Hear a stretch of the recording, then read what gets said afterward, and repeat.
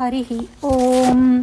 श्रीमद् वाल्मीकि रामायणे किष्किंधाकांडे षष्ठीतमः सर्गः। जाम्बवान का हनुमान जी को उनकी उत्पत्ति कथा सुनाकर समुद्र लंघन के लिए उत्साहित करना। अनेकशतसाहस्रीं विषण्णां हरिवाहिनीं जाम्बवान समुदीक्ष्यैवं हनुमन्तमथाब्रवीत्। लाखों वानरों की सेना को इस तरह विषाद में पड़ी देख जाम्बवान ने हनुमान जी से कहा, वीरवानरलोकस्य सर्वशास्त्रविदाम्बर तूष्णीमेकान्तमाश्रित्य हनुमन् किन्न जल्पसि। वानर जगत के वीर तथा संपूर्ण शास्त्रवेताओं में श्रेष्ठ हनुमान, तुम एकांत में आकर चुपचाप क्यों बैठे हो, कुछ बोलते क्यों नहीं। हनुमन् हरिराजस्य सुग्रीवस्य समोह्यसि रामलक्ष्मणयोश्चापि तेजसा च बलेन च।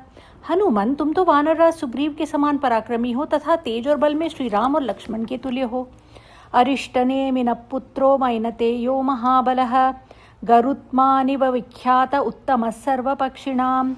कश्यप जी के महाबली पुत्र और समस्त पक्षियों में श्रेष्ठ जो विनता नंदन गरुड़ हैं, उन्हीं के समान तुम भी विख्यात, शक्तिशाली एवं तीव्रगामी हो। बहुशो हि मया दृष्ट सागरे स महाबलः भुजंगानुद्धरन् पक्षी महाबाहुर्महाबलः।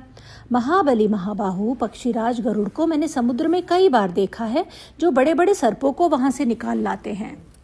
पक्षयोर्यद्बलं तस्य भुजवीर्यबलं तव विक्रमश्चापि वेगश्च न ते तेनापहीयते। उनके दोनों पंखों में जो बल है, वही बल वही पराक्रम तुम्हारी इन दोनों भुजाओं में भी है, इसलिए तुम्हारा वेग और विक्रम भी उनसे कम नहीं है। बलम बुद्धिश्च तेजश्च सत्वंच हरिपुंगव विशिष्टम सर्वभूतेषु किमात्मानन्न सज्जसे। वानर शिरोमणे, तुम्हारा बल बुद्धि तेज और धैर्य भी समस्त प्राणियों में सबसे बढ़कर है, फिर तुम अपने आप को ही समुद्र लांघने के लिए क्यों नहीं तैयार करते।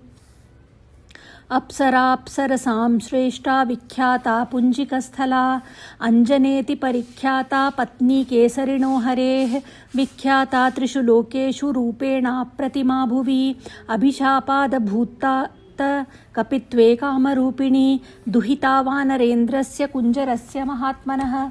वीरवर, तुम्हारे प्रादुर्भाव की कथा इस प्रकार है। पुंजिका स्थला नाम से विख्यात जो अप्सरा है, वह समस्त अप्सराओं में अग्रगण्य है। तात एक समय शापवश वह कपि योनि में अवतीर्ण हुई। उस समय वह वानरराज महामनस्वी कुंजर की पुत्री, इच्छानुसार रूप धारण करने वाली थी। इस भूतल पर उसके रूप की समानता करने वाली दूसरी कोई स्त्री न थी। वह तीनों लोकों में विख्यात थी। उसका नाम अंजना था। वह वानरराज केसरी की पत्नी हुई।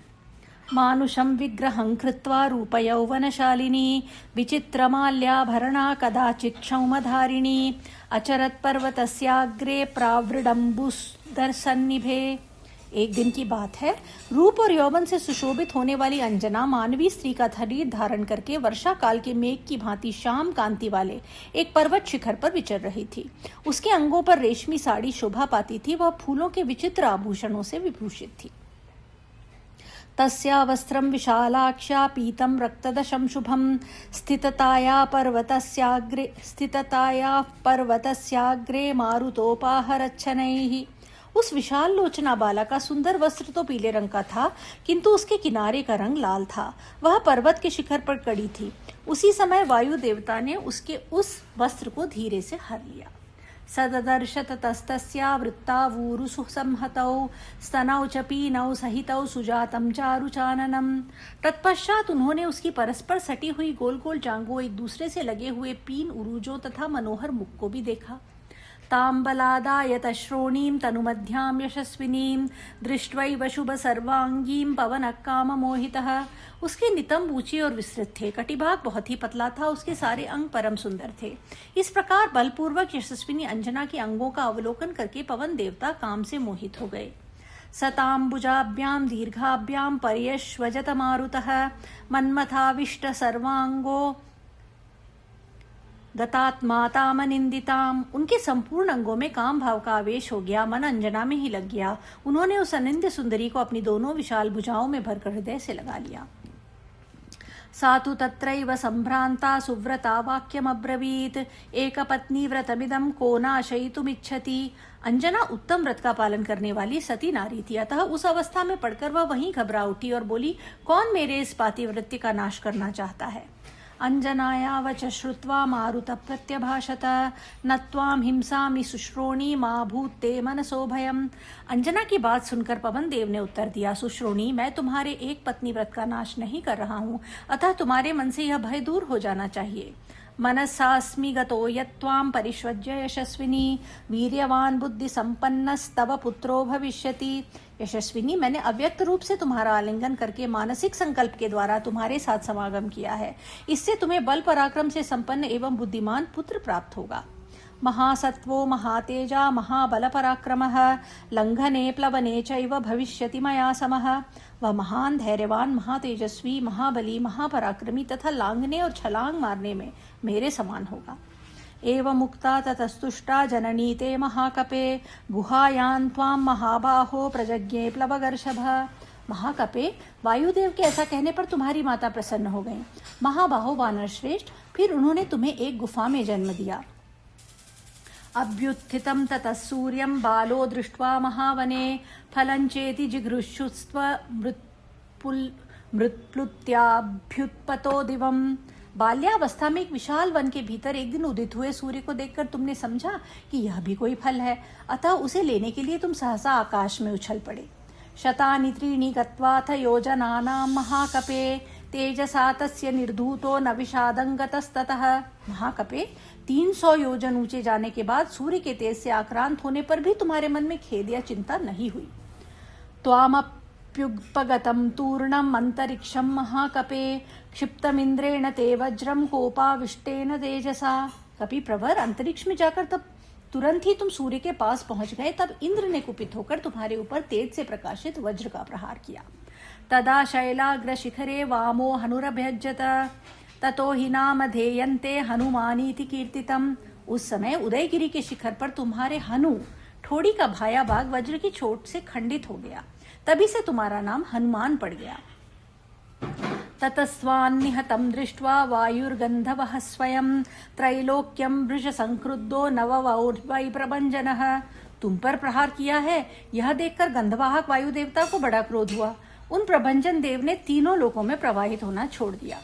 संभ्रांताश्च सुरा सर्वे त्रैलोक्ये क्षुभिते सती प्रसादयन्ति संक्रुद्धं मारुतं भुवनेश्वरा।